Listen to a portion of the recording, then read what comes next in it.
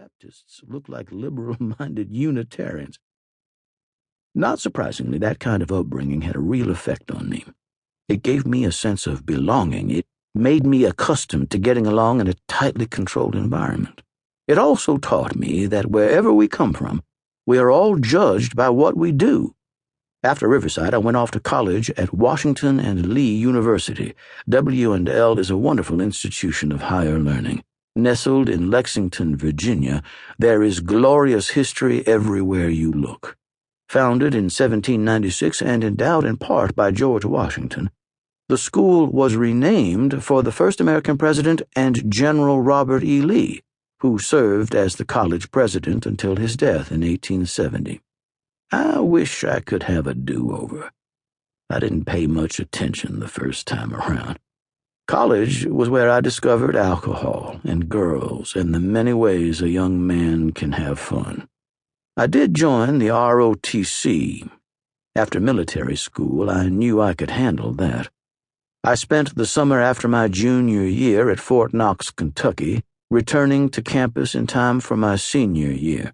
Immediately upon graduation, I was commissioned as a second lieutenant in the United States Army. It was 1959.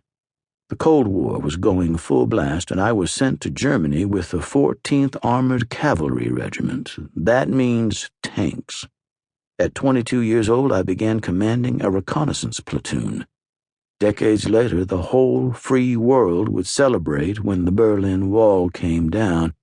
I was there in 1961 when the Berlin Wall went up, a physical barrier dividing the communist East from the democratic West.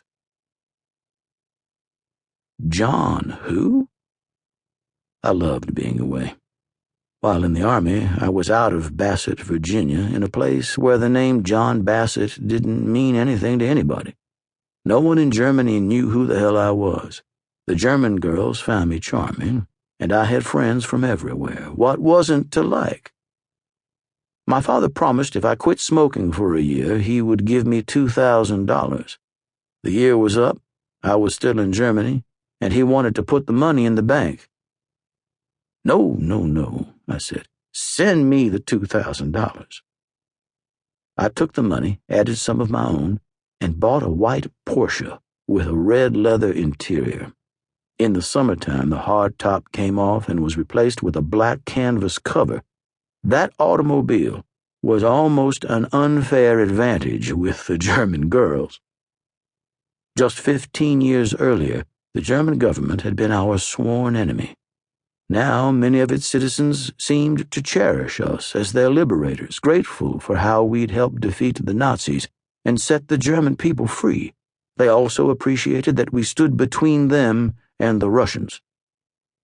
Returning from maneuvers late one winter afternoon, one of our tanks broke down.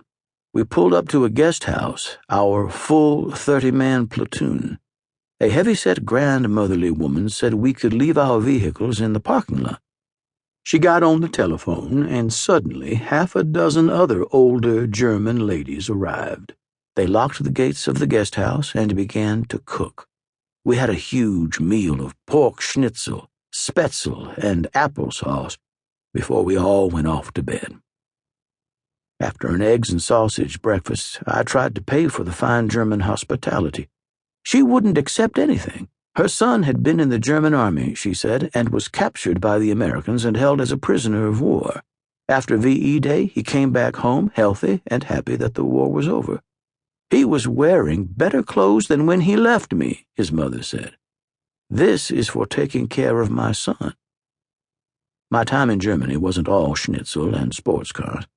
The East German Army, backed by the Soviet Union, had watchtowers on their side of the border and a 10-meter strip of land that was seeded with mines. Stationed 20 miles away, my squadron patrolled 90 miles of the hardened border with a forward observation post. We were required to have one officer there at all times. Since I was a bachelor, I ended up with a lot of that sentry duty, staring into the abyss of communism. There was a constant flow of East German citizens willing to risk their lives to escape to freedom. Watching them try was a life-changing experience. I saw a father and young son manage to get across on a motorcycle.